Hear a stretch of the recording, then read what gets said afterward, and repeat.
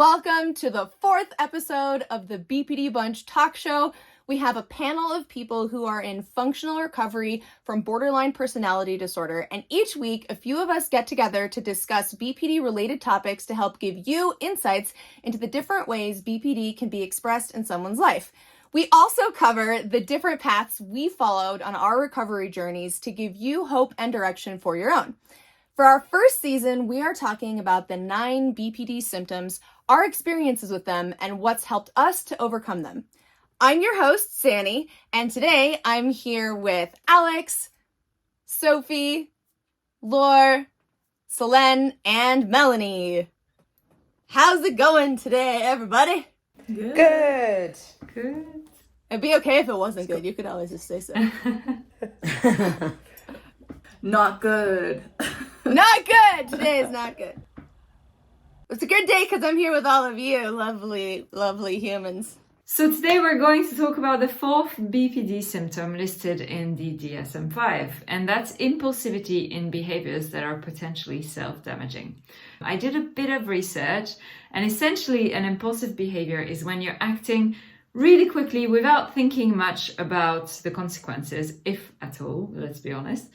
Now, obviously, in that symptom, you heard it, is that is potentially self-damaging. So this is what we're going to be focusing on. So for me, the first one, I think the most significant one, has been around food. So one of my coping strategies, was binge eating, very much so. And I would experience the impulsivity in that, in the sense of like, it's the feeling that my brain is switched off in that moment. In a different dimension, I'm aware of what I'm doing and long-term, the consequences it can have on my health and my goals. But in that moment, it's just about me and the food. It was really a way of filling that inner void. Impulsivity short-term feels like this is a great plan. And it kind of works short-term. But long-term, obviously, it's a very different story. The other thing for me was outburst of anger. And I feel still a lot of shame and guilt around that. When I was younger, I would lash out at my parents, especially. I would scream, insult, even leave the house. And I was 10 when it started.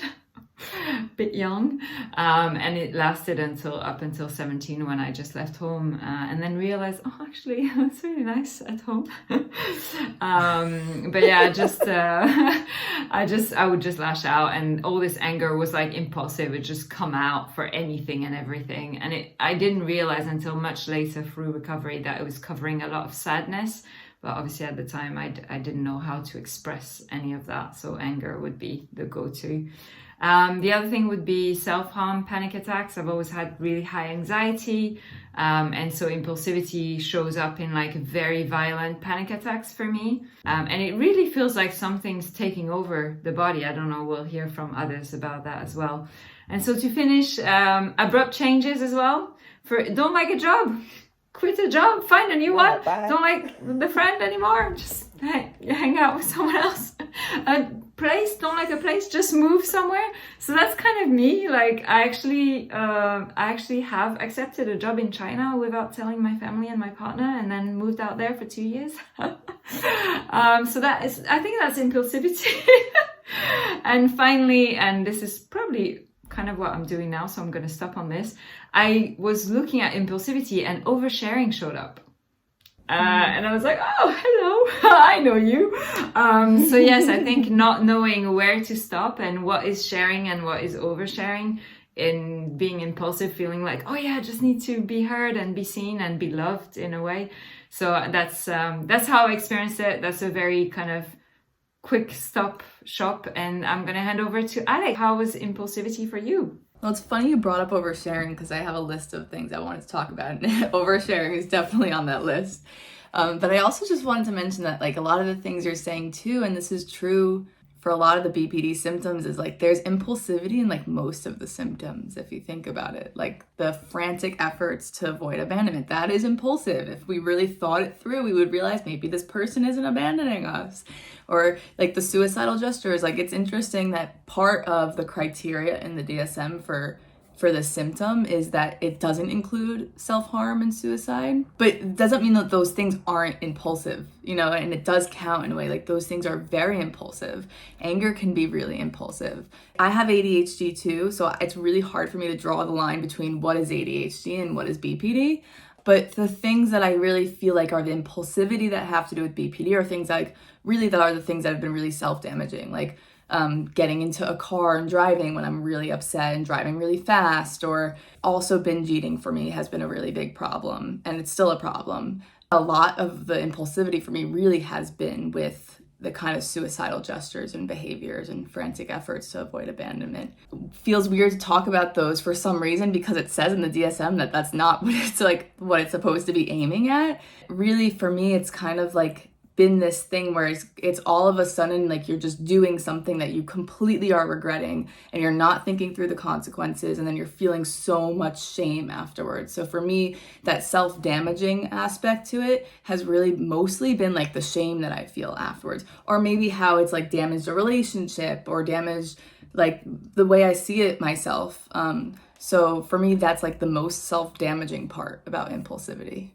I can like so relate to everything you just said. And before I like respond to that, impulsivity is like being very much in the moment. But I think what's interesting about it is what I wrote is it's kind of like being mindlessly in the moment rather than mindfully in the moment. If I were to describe what impulsivity was like for me in an overarching sense, it's like the past and the future don't exist. It's just right now. And so the problem is that if that's your state, you're not learning from your past mistakes or recognizing warning signs of potential danger.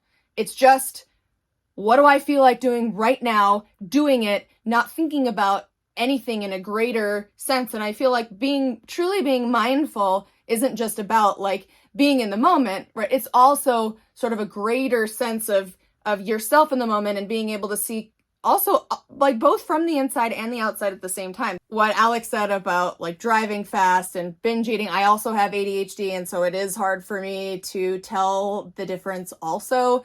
There's the mood dependence, which comes from both, I think, but then there's also the ADHD can't stand boredom. Mm-hmm. And so I'm always switching from one thing to another and not really considering the consequences, spending a lot of money on things I can't really afford. I always plan as if nothing will ever go wrong.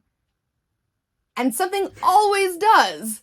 And so I'm always late. My perception of time is off. And I think some of those things come from the ADHD, but it's hard to untangle those, right? They're very intertwined. Yeah, I got in a really bad car wreck because of driving emotionally. So, yeah, I totally feel you on that, Alex. Who else here has ADHD? I'm undiagnosed, but I'm looking for a diagnosis. So that's like the large majority of us. It's interesting. But they do say that like things like BPD are comorbidities. Yeah, there is a comorbidity, sorry. Yeah. Impulsivity is I was going to say my favorite trait. It's not my favorite as in, hey, this is a good thing, but it's the juicy one, right? It made life really spicy.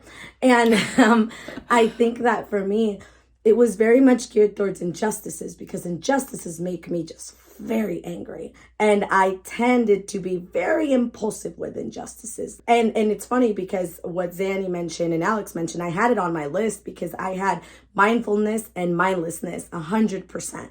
Because now whatever I do, I'm more mindful of what I'm doing. But back in the day, it was like, oh man, we just started a war. You know what I mean? I just started this horrible situation from trying to save something, right? So it was very mindless. And I remember one time, my mentor stopped me, and I always loved history. And he's like, do you think Julius Caesar was mindless or mindful? Do you think, and he started naming all these greats or leaders. And I started to understand like, oh yeah, like Xannie said, you're just being mindless. You're not learning from the past nor the future. You're not thinking, you're just doing. And my mom is the one that had a conversation with me. It's like, you're going to get yourself just killed for nothing, and nothing is going to change. And you're just going all out. So it was still very difficult to control impulsivity. And for me, it was injustice and it was people.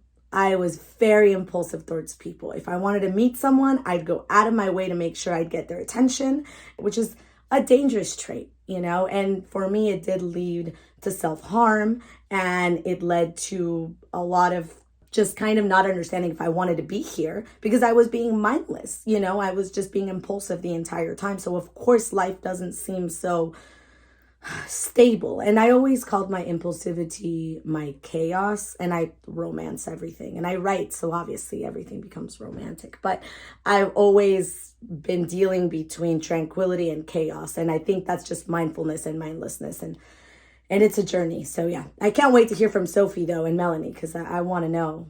I want to know. I really love what you said, Laura, because there's my favorite person always says, we've got to think about what we're thinking about. And funny enough, if we're not actually thinking about what we're thinking about, it does become mindless, right? And Xannie, you said something about time. And I was reading about people who identify with BPD this year, that we actually experience time different.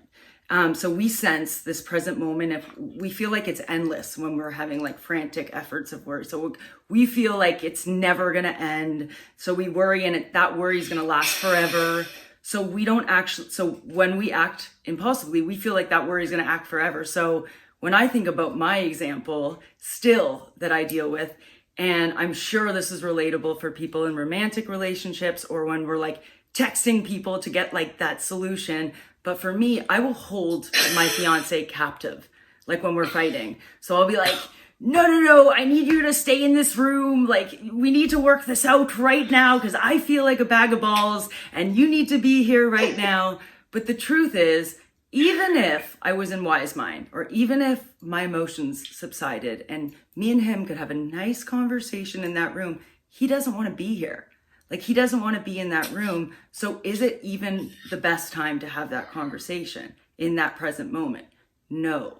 So the best is, at that moment, what I've learned, what helps me, and I know it's icky. Like, we have this feeling like we're feeling impulsive. We want to settle it.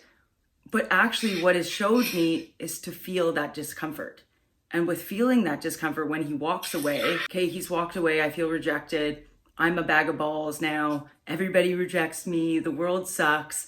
It's not that. This discomfort is showing me so much more. It's actually showing me who and what I need to deal with in that moment. And it's miraculous living in that discomfort because it gets less uncomfortable every time. And funny enough, throughout the years, I'm going, you know what? He needs to walk away.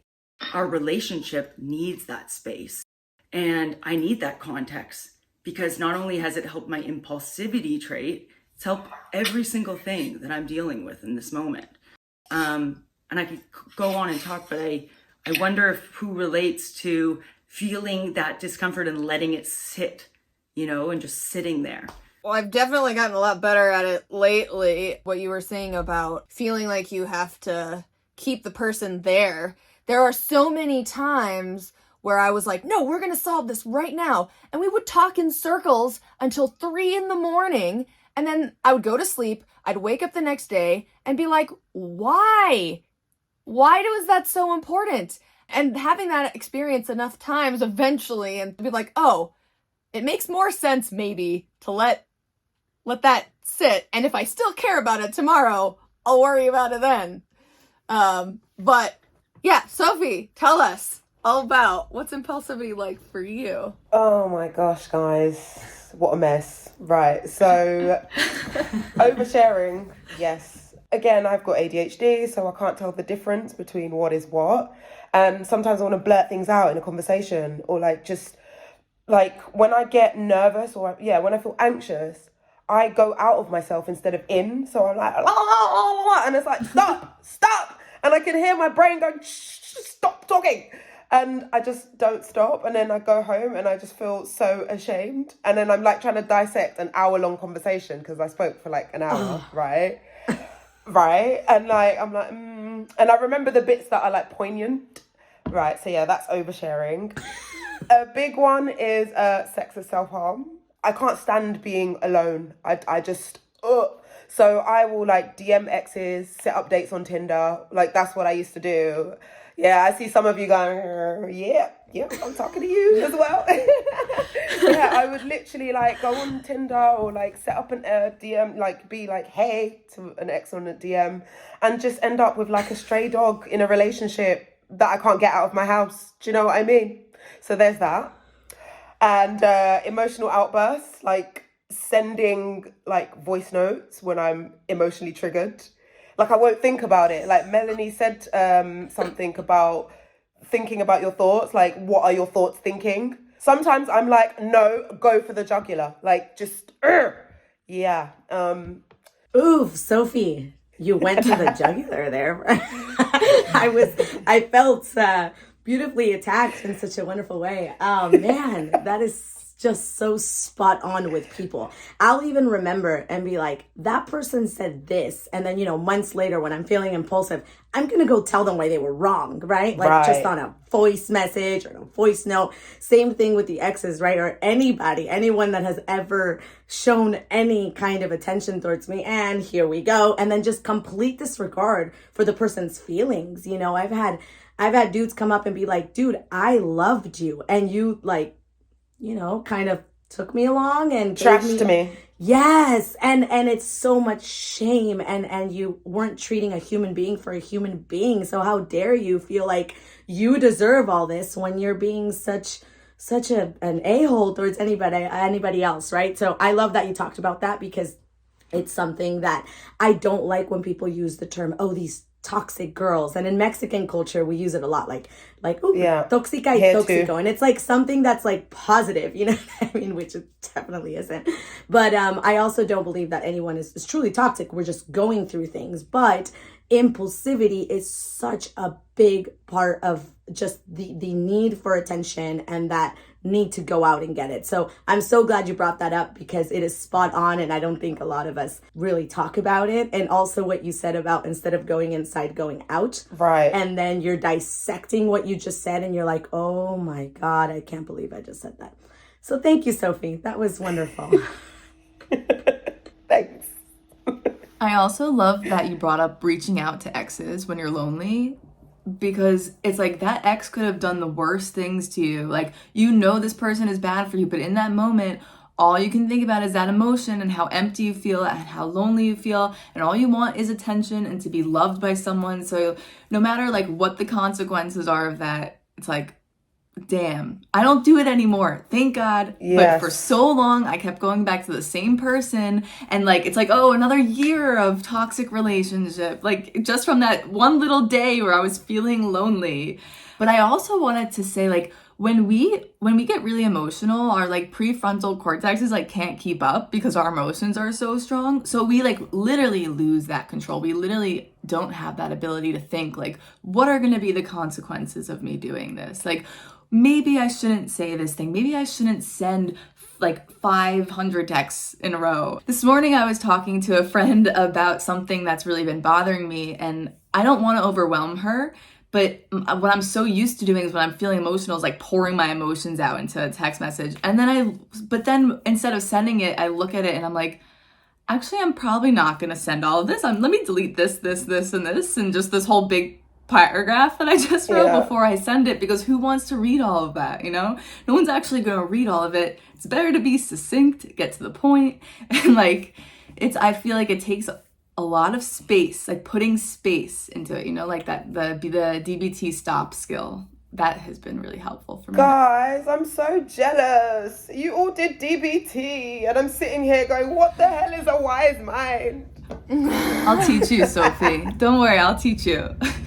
You were talking about the prefrontal cortex and the overwhelm. My dad used to call it an amygdala hijack because it really feels like your amygdala is kind of hijacking your brain. And the reason why, like, it's not the best term is because hijack sort of makes it sound like you're a victim of your own brain permanently. And the reality is that you can train yourself to be able to find ways to manage that, particularly getting in early before the amygdala takes over. But that was probably one of the most validating things to hear was when he was like, yeah, it's like your amygdala is hijacking your brain. And I was like, that's exactly what it feels like.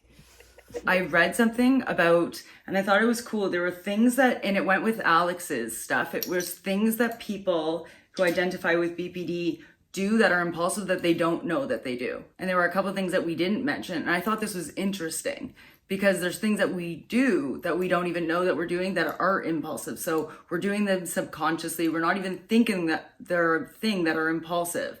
So when we aren't thinking about what we're thinking about. So oversharing was on the list, overspending, getting angry, quitting a job suddenly, having meaningless sex, saying things you don't mean. So just like, I do that a lot.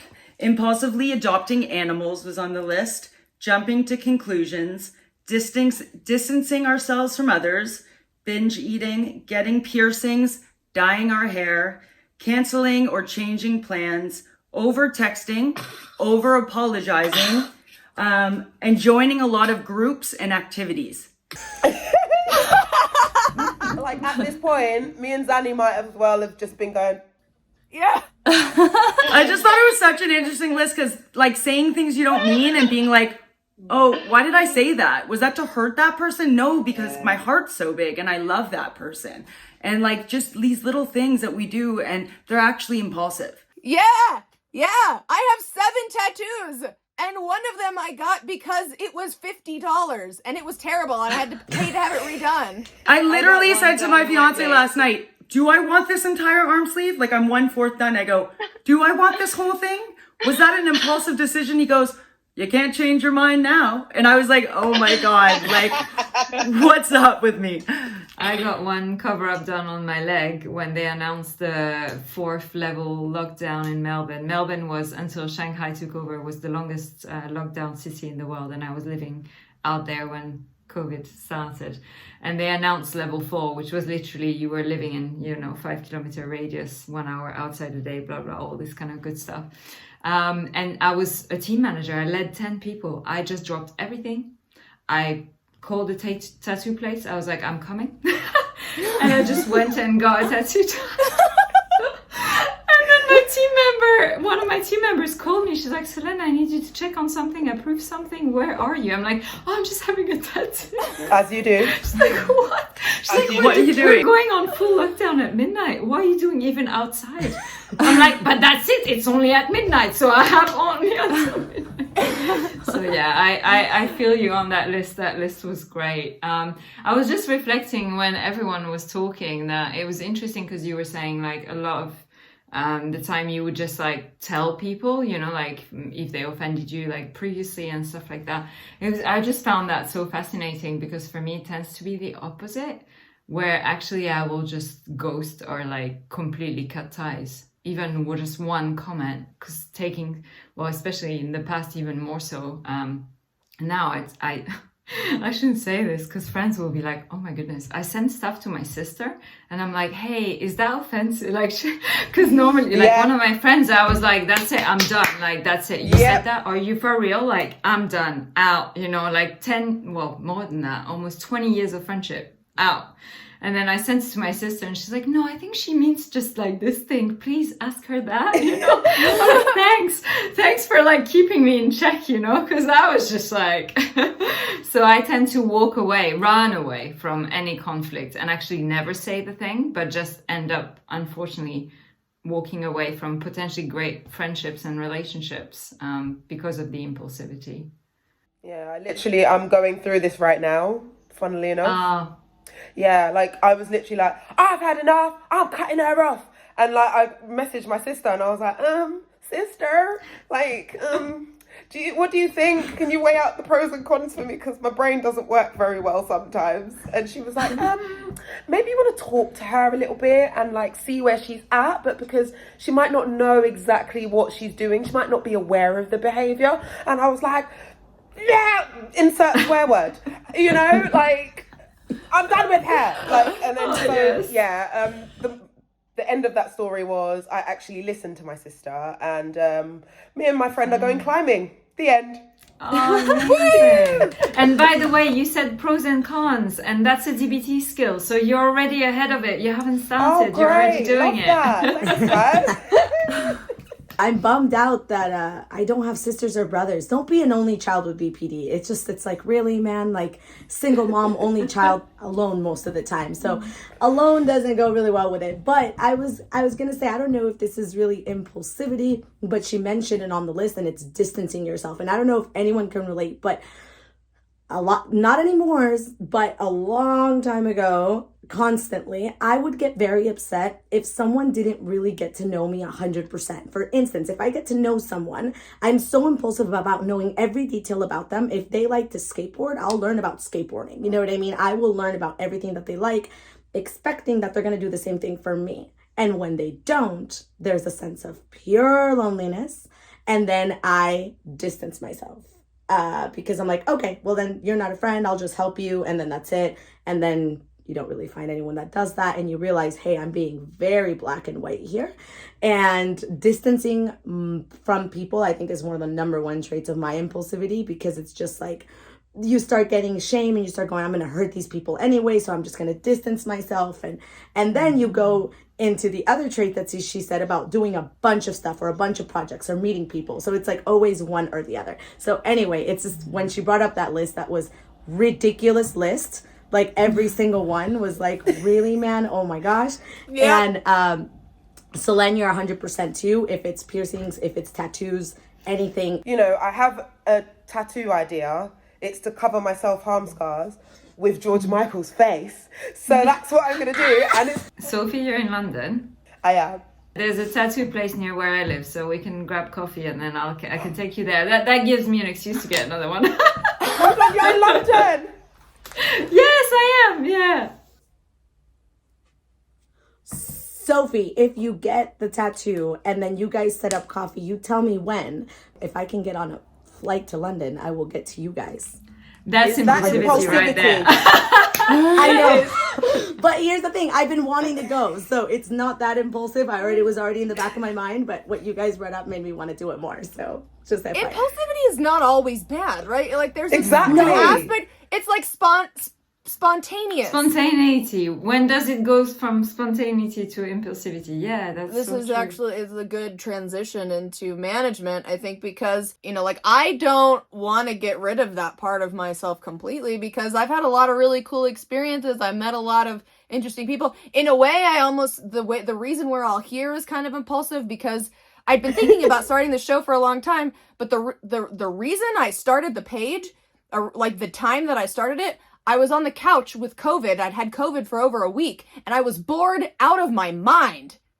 And I was like, I am not going to wait anymore. I'm just going to do something. And the only thing I could do from the couch was something on my phone. And I was like, you know what? I've been thinking about this thing. I'm going to do this. Let's do it. And here we are. So, you know, impulsivity isn't always bad, and it takes time and mindfulness, but being able to sort of piece out what could be good. I think being able to stop and think about those things and whether or not you want to commit to that spontaneous or impulsive decision, part of that. So I'm going to turn it over to Alex so she can talk about the stop skill, because I know she's been waiting on it. The stop skill. For me, that was probably the number one skill that helped me with impulsivity. And also just generally, like when everyone ever talks about their favorite DBT skill, the stop skill was it for me. Because I had no ability to put any space between my thoughts and my emotions and whatever behavior I was going to get into. Melanie, you talked about how long, like, time feels like it's moving really slowly when we're, like, in this emotion mind. But at the same time, our reactions are so quick. So it's kind of like a paradox in a way, really. But that stop skill, so for anyone who doesn't know, it stands for stop, take a step back, observe mindfully your thoughts, your urges, and then you proceed mindfully. So you do what's in your wise mind, proceed with what your wise mind is telling you what to do in the moment. And I used to have so much trouble in DBT being like, but how do I get myself to stop? Like, how do I even like put that skill in place? Because things are moving so fast. How do I think about stop, you know?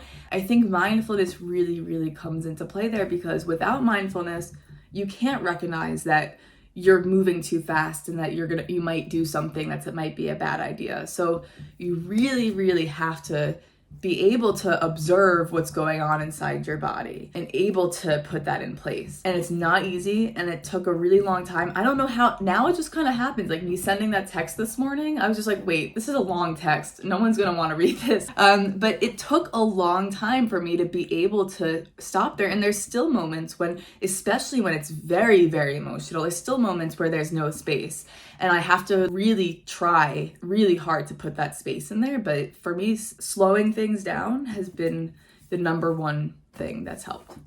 So for everyone who doesn't know what DBT is, also you kind of learn about this idea of a wise mind. So we have 3 states of mind. There's our emotion mind, which is what us with BPD are normally in. We act on our emotions. They kind of control what we end up doing. And then there's more of this kind of like logical, rational kind of mind, which is thinking things through. But doing either of them isn't really healthy to like the extremes. It's really good to do both of them at the same time. And so if you kind of morph these two together, it's the wise mind. So you think, I feel this and I think this, and so I'm going to do this.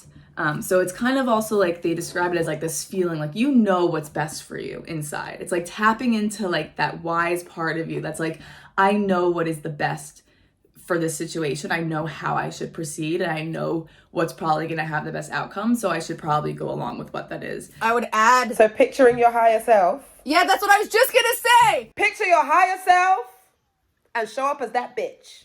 Yes. Yeah. Yeah, that's exactly, because I mean, I think those are very similar, you know? So I just wanted to speak generally about just a thought I had, and it will be a way that I think will help people. So I think about, I'm almost 6 years sober from alcohol, and impulsivity for me, a big part was just trying to take pain away. And we think about delaying gratification a lot of the time with impulsivity. So I think about addiction a lot of the time the same way, is that you're trying to like strip. Addiction is trying to take away the pain, right? And you were talking about impulsivity doesn't always have to be bad. I love to spend a lot of money on clothes, but I know, okay, I'm not gonna have any money left if I buy everything online, and my credit cards will not love me, etc., etc. But what's really, really good for you, right, in that moment? So I go, okay, not spending a lot of money, but you mentioned it earlier, Sophie, get to the gym, right? So what are other things you like? Being creative. I might not really feel like it going to the gym, but maybe I want to go for a walk. So a lot of the time when you're feeling impulsive, it's literally about going and doing something, fine, impulsive, but switching that action. In the same way with addiction, for me, I can't drink right now, so what other action can I go do? So like if you're just thinking about what would go help me impulsively, sometimes people are like telling you, go run cold water, and that's fine, and go do a bunch of DBT skills, and that's fine, and looking at the larger context. That's a really good point. And I think it can be a very good thing, you know, if you know how to manage it. And DBT was something that helped me a ton to go and find that wise mind, right? Because what happened is when I started, I'd go too logical, zero chaos, zero impulsivity, too much chaos, and then I couldn't find a balance from it, right? And one of my therapists was like, it's like a color palette when you're painting, you know? You see the colors, but maybe that's not exactly the color that you want to use. So what do? You either add a little black or you add a little white, and then you find that perfect blend. And that's really what you kind of have to do with this. But as I started recovering, as I started being able to follow the wise mind and just everything felt right, I realized, again, why I said it was my favorite trait. And again, going back to what I've said in past episodes about being a superpower, if you learn how to adjust, it can be amazing in sales, in management, the fact that I'm extroverted, the fact that I can, get to know people. I'm impulsive enough to not feel constant fear holding me back from doing anything, like Xannie putting on this project. And I think it really shows that if you just get the tools that you need and you harness, that power, oh man, if you're listening out there and you're not there yet, it's just about blending colors. But once you figure out that ability, unstoppable. It really is amazing what we can do with a lot of these traits, positive things. I totally agree. I love that. It's that spontaneity, the fact that we tend not to overthink too much. I mean, I do overthink in certain scenarios, so it's not all, again, black and white and extremes. It's that blend. I mean, for example, I mentioned at the beginning, changing lives just like that, changing jobs, all of that. I mean, I don't regret for 1 minute, packing everything, moving to China, then packing everything, moving to Australia, then packing everything again, moving back to the UK. There's no regret behind that. And there's so much learning and experience and meeting other people. And if I had taken more time to actually think and this, and what about my job, and what about the money, and what about this and that and the other, I probably would still be in France in a small town in Normandy, and I would never be on this show because I wouldn't be able to speak any English. So yeah, it's I think it makes for a very colorful life, and like Laura, I'm a writer, so it makes for great stories as well. In terms of managing, like from that impulsivity to, I suppose, the spontaneity, it's been mentioned by Mel already, the distraction, an element that you had in terms of, in what you said, like do something else, right? Distract yourself with another activity, go for a walk or something like that, take a shower, like, oh, I want to eat the entire fridge. Maybe I'll take a shower first, see what happens. So things like that. And then the other thing was pros and cons that Sophie mentioned before. I think for me, what changed is that in DBT, what you do is you do not only pros and cons of doing the behavior, but also pros and cons of not doing the behavior. Like you do the full quadrant of all the different options. And so that really helped. And actually it's making me think, because I've had some challenges recently, and it's also to for anyone who's listening who thinks, oh well, of course these people, they're saying that because they're fully recovered. Well, for me personally, recently it's been challenging with binge eating episodes coming back with high levels of stress, change of jobs, lots of stuff. I won't go in detail, but it's making me think, being on this episode, I'm like, I need to go back to my pros and cons list and have a read of that, because I think that's really going to help. And then the last thing I would say is the game changer for me really was non-judgmentally. It was the hardest skill, and it still in many ways is. So when you do engage in the impulsive behavior and the consequences are not positive, I used to beat myself up so bad. The guilt, the shame. I would literally like starve myself for a day. Like, it's like, this is the consequence, you have, done bad and you need to pay for it, or maybe go 3 hours to the gym, and, all of that kind of extreme. Non-judgmentally was a turning point, because it was like, that's okay. You're human. And I listened to that song, Human. What's the artist?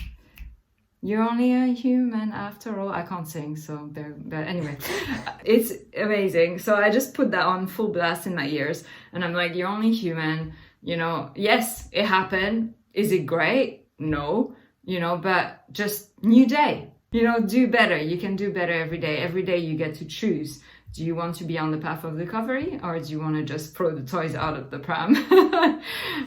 So that really helped, and still helps me to try and improve a little bit incrementally every day. So many things that everyone has said have been a big part of all of this for me. I think we've talked a little bit about the overlap of some of the symptoms, and I think for me, impulsivity and identity combined, that unstable identity, those two things combined caused a lot of issues, because when I didn't really know who I was, when I was around other people who were engaging in problematic behaviors, I would just, impulsively engage in those same behaviors without thinking about it, because I just did whatever other people did.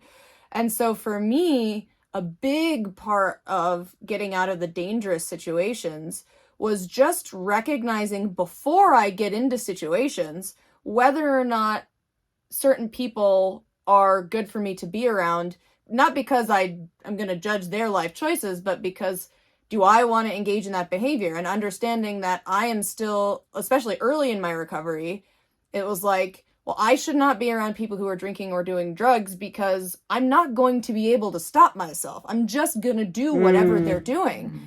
And I think learning to be like, okay, I'm not going to go to parties. I'm not going to go.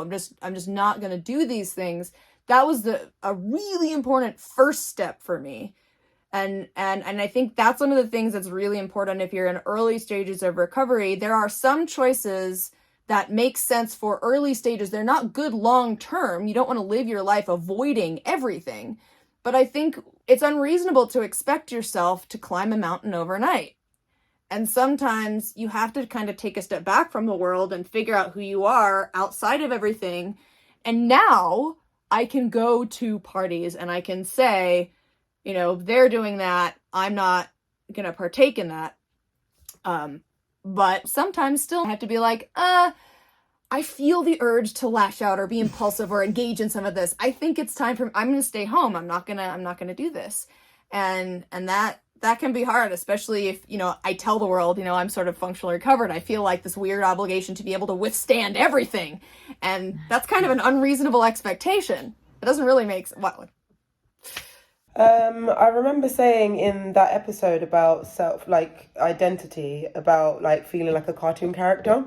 That's how I'm choosing to see it anyway now, because I think, you know, who was it that said it was about the color palettes and stuff? Like, you know, you want something to be a certain color and you start mixing things until you get the right color. I feel like now I'm starting to do that, and it's like, yeah, I'm living life in color. Things don't always go the right way, but it's exciting, and I feel like a cartoon character, because when I do have impulsive moments, yes, it's, you know, my identity stuff. Like sometimes I'm like, oh, I really want to change my hair and I want to change the color, but it's like, okay, I can look back at that in like 10 years and say, okay, it was hair, it grew back, I changed it, and you know, I said to my sister the other day, like, I could literally sit in a rocking chair tomorrow and tell all my stories because they've been dope, because I've been impulsive, you know, like, I'm just, and the judgmentally thing that you were talking about, Solène, like, you know, that's a really good skill, because now when I feel like crippling shame and these things because I had an impulsive moment, I'm like, yeah, you know, I'm recovering, I'm only human after all, and like, get up tomorrow and paint yourself a different colour and keep going. Sophie, did they teach you anything about impulsivity in mentalization based therapy? So when you were talking about the stop skills, right, yeah, so like in mentalizing based therapy, it's more like when you come in with an issue, so every time you come in, the idea is that you bring something that's bothering you, and you dissect that. So if you come in and you're really distressed about a situation, they'll be like, you know, let's slow it down. Let's slow it down and go back to the beginning and think about what happened, how you got here.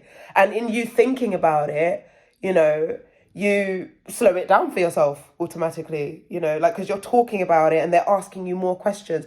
Like mentalization based therapy is like really big on asking questions. So like I always say, like when I feel defensive or like distressed, like my shoulders are up here. And then when I start like asking questions, or like somebody else is asking me questions, suddenly my shoulders start to come down because I'm slowing it down for myself. So yeah, I guess that's the way that we do it in MBT. That's the stop skill, slowing it down, asking questions. The goal is primarily the same in the end. And whatever individually works, whether it's integrative now, every therapist has packages and grabbing from their toolbox, whatever is going to work, right? And honestly, I was going to say with Xannie, you touched on like identity. You know, I think the greatest thing for even my recovery is knowing and growing in my own character and my why. And so when you gravitate to your why, you're not going to go to a party and all of a sudden, because Becky and Tina and Dina are drinking, you're not going to drink, because your why is so much stronger to who you are. Each one of us sitting here, we know what our values are. And even in every workbook for DBT, it asks you your value system. So maybe you're not putting as much time into your values. And then it asks you, why aren't you? Maybe you're concentrating on all the wrong things, which is okay. So it starts asking you to adjust your values. And every beginning of almost all these things are, why are you dealing with your interpersonal relationships over maybe spirituality is important to you. And as you get older and you learn what's important to you, starts being like, this is important to me in my life. This is how I'm going to start dealing with my traits and my symptoms and the things that trigger you. And as you get older, people always go, oh, it's because you're older, you're saying you're wiser. Really is that. Because as you get older, you start learning, this is who I am. You know, we might have identity disturbance and get distracted at times. But as you get older, you go, I like carrots. I like smoked salmon. I like movies. I like the beach. Okay, I don't like that piece of clothing anymore. Yes, I like different colors of hair, but that is a positive, but I'm going to sit back because I just like these 2 colors of hair for the rest of my life. And, you know, you start sitting back more, and like Alex said, you have space, and it starts making sense more. And all the things you did, like Sophie said, you sit back and you go, I could watch a movie for all the things I did. And it feels like at 35 that I've lived 700 lives having an identity of BPD. And I'm sure all of you could relate to that. Like, I'm sure you tell people stories and they're like, are you still talking about yourself?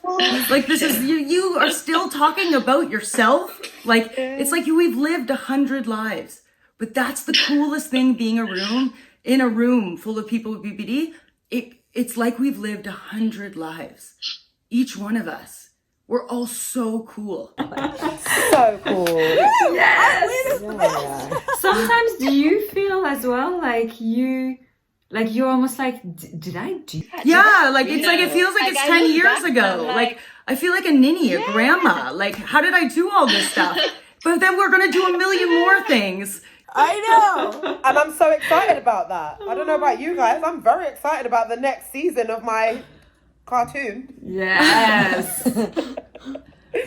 I was going to actually say about what Melanie was saying about core values and knowing who you are. So the last episode that we did was on identity and things, and we spoke a lot about core values, and I went away and I did some homework.